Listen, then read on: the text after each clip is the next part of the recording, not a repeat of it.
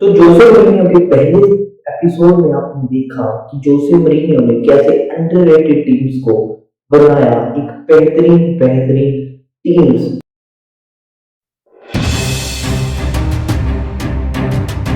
आज हम बात करने वाले हैं जॉस मारियो डोस सैंटोस फिलिक्स के बारे में। जी हाँ, हम बात करने वाले हैं द स्पेशल वन के बारे में।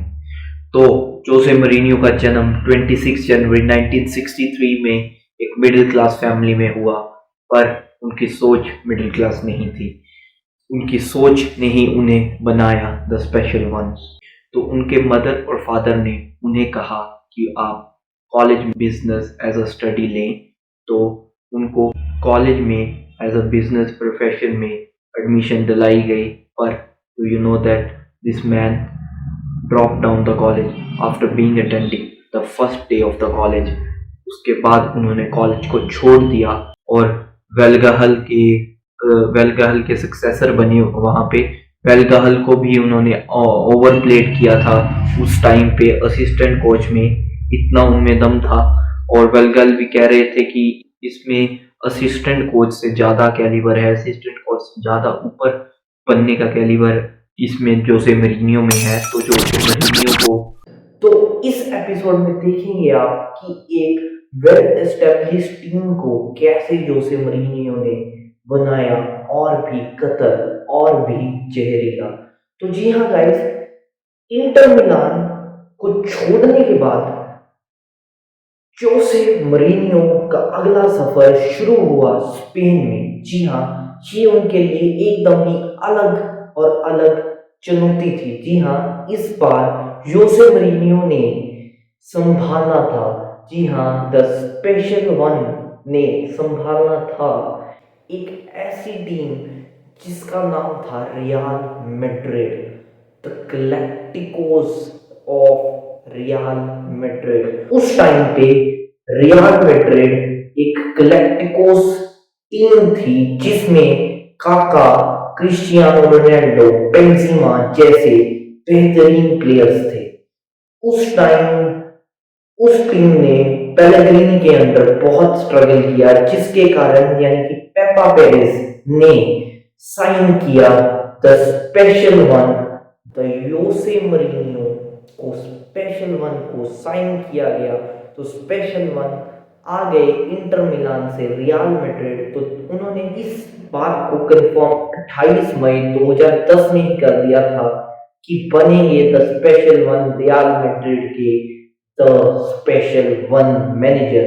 तो रियल मैड्रिड के लिए उन्होंने अपना मैनेजरिंग करियर एक बहुत ही लो रेट में स्टार्ट किया। 0-0 का स्कोर रहा उनके पहले ही मैच में। मलाको के साथ उनका मैच था, उसमें 0-0 की स्कोर लाइन के साथ वो मैच फिनिश हुआ। उस प्रेस कॉन्फ्रेंस में योसे मरीनियो ने कहा कि ऐसे मैचेस हमें देखने को मिल सकते हैं क्योंकि हम अपने चांसेस को कन्वर्ट नहीं कर पा रहे।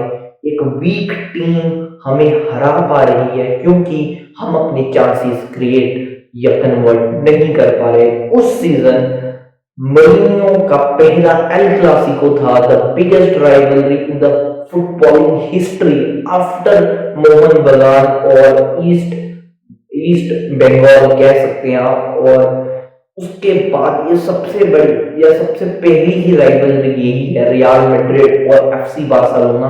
तो उस एल क्लासिको में एक शेमफुल हार झेलने को मिली the special one, Jose Mourinho को 5-0 बार्सिलोना ने हराया।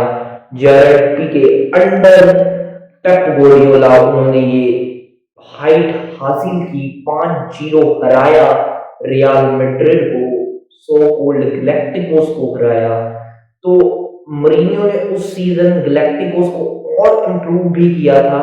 उसमें उन्होंने सैमी खदीरा, मुस्तफा ओजिल जैसे प्लेयर्स को साइन जहां किया था, वो एक्सपेक्टेशन में खड़े नहीं उतरे उस सीजन। और बार्सिलोना के खिलाफ 5-0 की जो हार थी उसमें वो सैक भी हो सकते थे, पर पेपा पेरेज ने ये कहा कि ये ट्रांजिशनल समय है और इस हार को उन्होंने एक हैम्बलेशन का नाम दिया पेपा पेरेज ने, बट जोसे मरीनियो ने प्रेस कॉन्फ्रेंस में इसको ह्यूमिलेशन नहीं करार दिया। तो इस सीजन ही चैंपियंस लीग के सेमीफाइनल में इन दोनों का फिर से मुकाबला हुआ, जिसमें योसे मरीनियो एक बड़े ही फेरिसिक मार्जिन से हार गए। हालांकि रिटर्न लेग जो एल क्लासिको की थी उसमें योसे मरीनियो ने रियल मैड्रिड की तरफ से बार्सिलोना को डिफीट दी, 1-0 जीते योसे मरीनियो, क्योंकि योसे मरीनियो ज्यादा ही अपनी डिफेंसिव फुटबॉल के लिए जाते हैं। उस गेम में योसे मरीनियो जीते अपना पहला El Clasico of the season. तो रियल मैड्रिड इतना बेहतरीन नहीं कर पा रही थी the so cold special one के अंडर भी। द स्पेशल वन अपना स्पेशल टाइप ऑफ थिंग वहां पर नहीं दिखा पा रहे थे। पर गाइस, तभी होता है टर्न अराउंड। जी हाँ, कोपा डी रियाल जीती है रियल मैड्रिड, और शायद ये कोपा डी रियल मैड्रिड जीती है 2003 या 2005, मतलब 12 साल के बाद कोपा डी रियाल का ड्रॉट खत्म करते हैं द स्पेशल वन योसे मरीनियो। शायद इसीलिए उन्हें द स्पेशल वन कहा जाता है। उस सीजन स्ट्रगल करते हुए भी कोपा डी रियाल की ट्रॉफी वो लेकर आए। तो उस सीजन एक लो एंड में खत्म हुआ। सेमीफाइनल चैंपियंस लीग में बार्सिलोना से डिफीट झेलने के बाद योसे मरीनियो ने अगला सीजन एक बेहतरीन हाइट और बिल्डअप के साथ स्टार्ट किया। ला लीगा उन्होंने जीती, और उस सीजन में जो ला लीगा उन्होंने जीती उसके साथ उन्होंने एक रिकॉर्ड हासिल किया, जिसमें हर एक उन्होंने टाइटल जीता जहां जहां वो गए। पर उस सीजन में एक लो ऐसा था कि वो चैंपियंस लीग में हार गए थे। सेमीफाइनल में एक बार फिर निराशा झेलने को मिली द स्पेशल वन यूसे मरीनियो को। उस सीजन भी वो क्रिटिसाइज्ड बहुत हुए, पर वो as a Real Madrid manager बने रहे।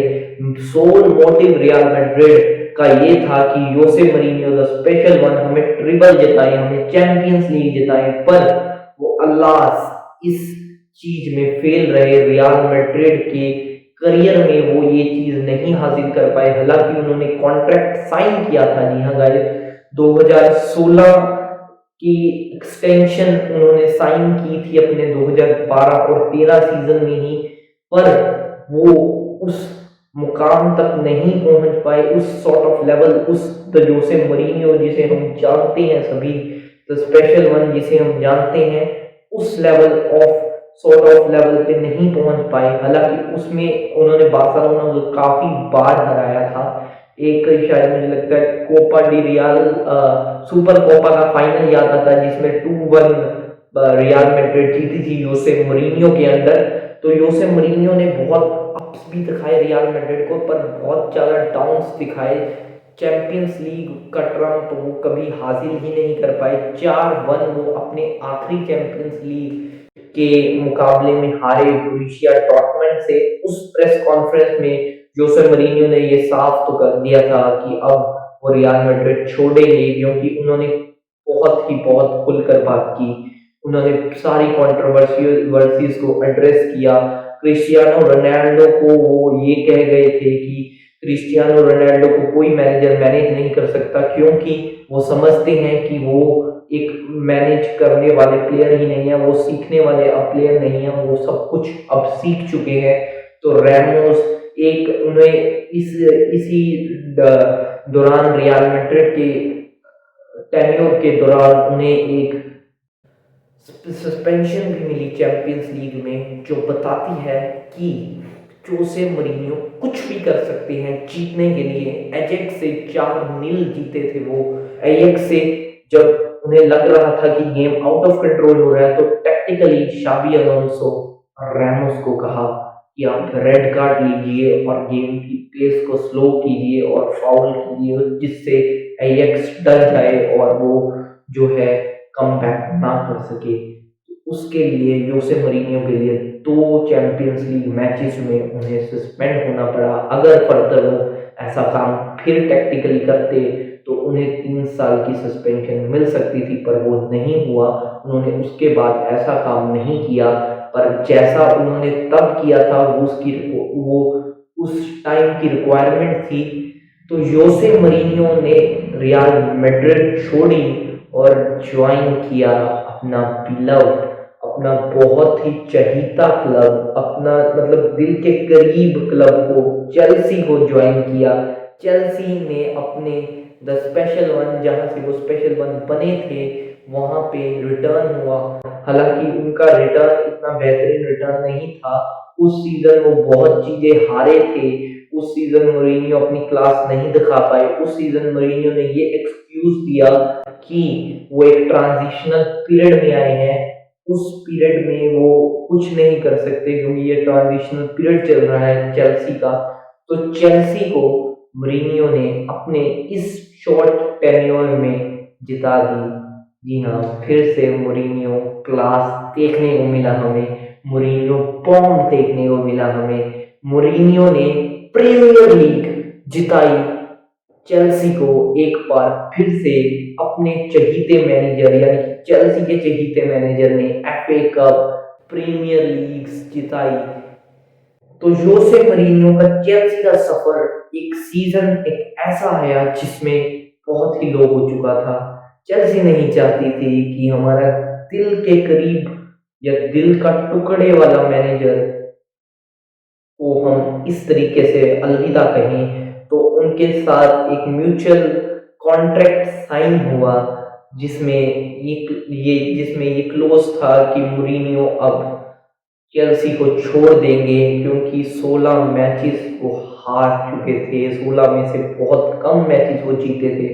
तो चेल्सी के अब्रामोविच, जो अब शायद चेल्सी के वो नहीं है, डायरेक्टर नहीं है, ओनर नहीं है, ओनर एक एप्रोप्रिएट वर्ड है उसके लिए, ओनर नहीं है, उन्होंने जोसे मरीनियो को कहा कि आप अब ये क्लब को छोड़ दीजिए, क्योंकि हम नहीं चाहते कि हमारा special one, the so called special one इतनी लो में ख़त्म करे चेल्सी का सफ़र। तो यहीं से एक टर्न अराउंड सीजन स्टार्ट होता है योसे मरीनियो के लिए। तो Jose Mourinho, the rise of Jose Mourinho यहीं तक था। तो अब स्टार्ट होगा हमारा part, the downfall of Jose Mourinho. तो जी हाँ गाइस, अगर आपको ये वीडियो पसंद आई, the Jose Mourinho, the rise of Jose Mourinho पसंद आया, तो लाइक, कमेंट और सब्सक्राइब करना मत भूलिएगा। तो हम मिलते हैं आपसे एक और सीरीज के साथ, the downfall of Jose Mourinho के साथ। तो पीस आउट गाइस। तो Jose Mourinho guys.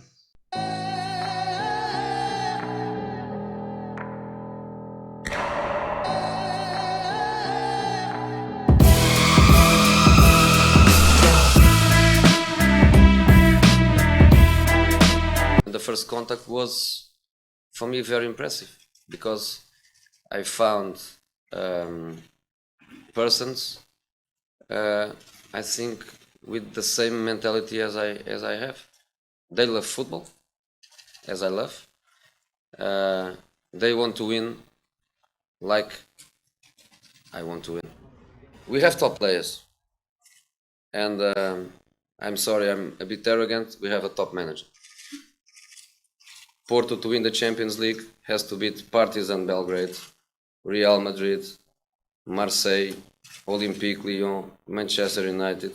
Again, please don't call me arrogant, because what I'm saying is true. I'm European champion, so I'm not one of the bottle. I think I'm a special one. I think I'm a special one.